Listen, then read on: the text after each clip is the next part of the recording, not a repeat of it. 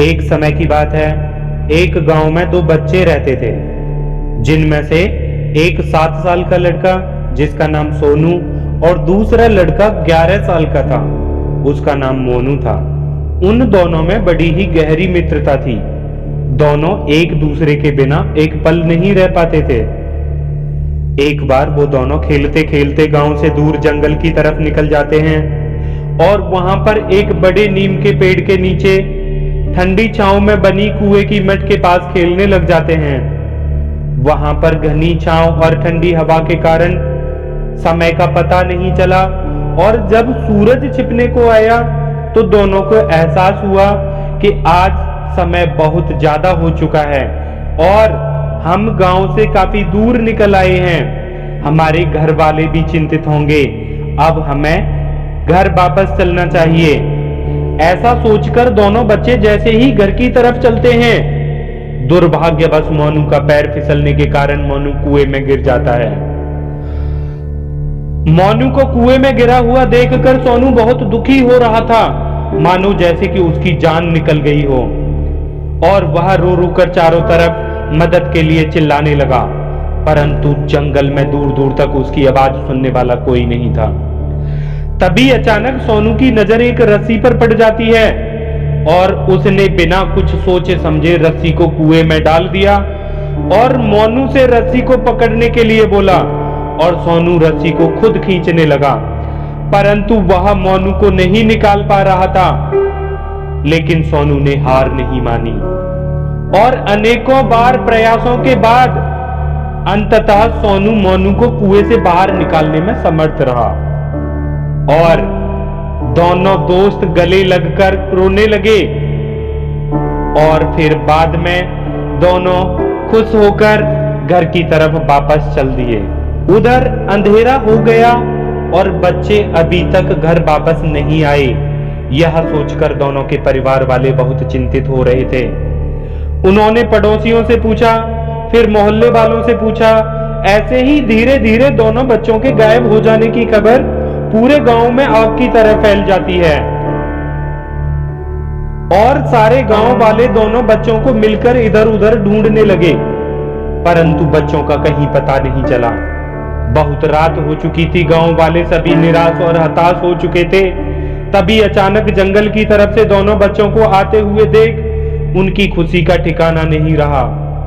उनके माँ बाप ने उन दोनों बच्चों को दौड़कर रोते हुए अपने गले से लगा लिया और थोड़ी देर बाद शांत होने पर दोनों के माँ बाप उन्हें डांटने लगे और पूछा कि कहां चले गए थे तुम दोनों, इतना समय क्यों लगा दिया वापस आने में। मोनू बहुत डरा हुआ था, इसलिए कुछ बोल न सका। फिर सोनू ने मोनू के कुएं में गिरने से लेकर खुद के द्वारा मोनू को कुएं से बाहर निकालने की सारी घटना सभी को सुनाई, परंतु वहां पर उपस्थित सभी गांव वालों में से किसी ने भी उसकी बातों पर विश्वास नहीं किया और बोले कि ये दोनों बच्चे अपनी मार और डांट से बचने के लिए इस तरह की मनगढ़ंत कहानी बना रहे हैं। भला ऐसा कैसे हो सकता है कि एक 7 साल का बच्चा जो 10-12 किलो वजन नहीं उठा सकता, वो 11 साल के 30 से 35 किलो के बच्चे को कुएं से कैसे निकाल सकता है। ऐसा कहकर सभी उन दोनों बच्चों की बातों पर मजाक बना रहे थे। दोनों बच्चे भी सभी को समझाने की पूरी कोशिश कर रहे थे, परंतु गांव वाले थे कि समझने का नाम ही नहीं ले रहे थे और यही रट लगाए हुए थे कि ऐसा कैसे हो सकता है। तभी अचानक भीड़ से एक बहुत ही बुजुर्ग बाबा, जो गांव से दूर एक कुटिया में रहते थे, निकलकर सामने आए और बोला कि ऐसा हो सकता है क्योंकि बच्चे जो बता रहे हैं वह सत्य है और मैंने बच्चों की आंखों में देखा है और बच्चों की आंखें कभी झूठ नहीं बोलती।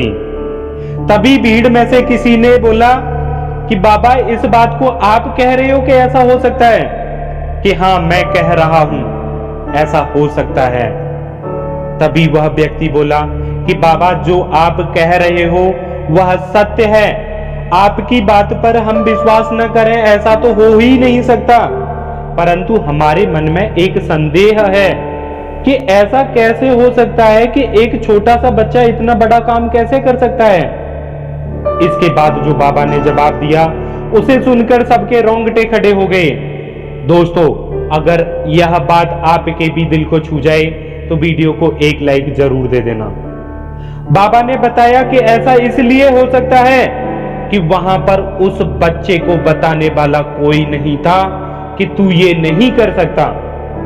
दोस्तों, ऐसा ही कुछ हमारी रियल लाइफ में होता है। जब भी हम कुछ अच्छा करने की सोचते हैं तो हमें यह बताने वाले हमारे बहुत शुभ चिंतक होते हैं कि तू ये नहीं कर सकता है,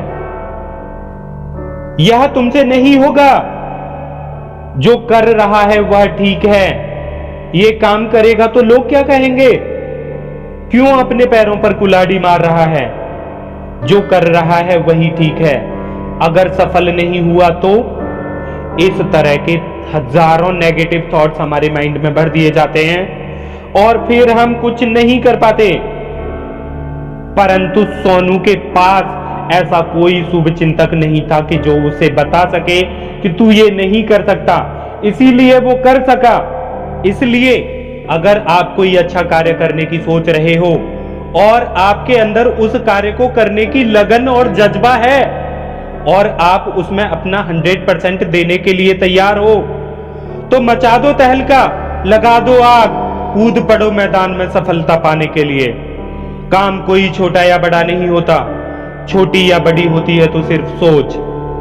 अपने शुभ चिंतकों की सुनना बंद कर दो, क्योंकि जब तक हम और आप अपने शुभ चिंतकों की सुनेंगे तब तक कुछ नहीं कर सकते।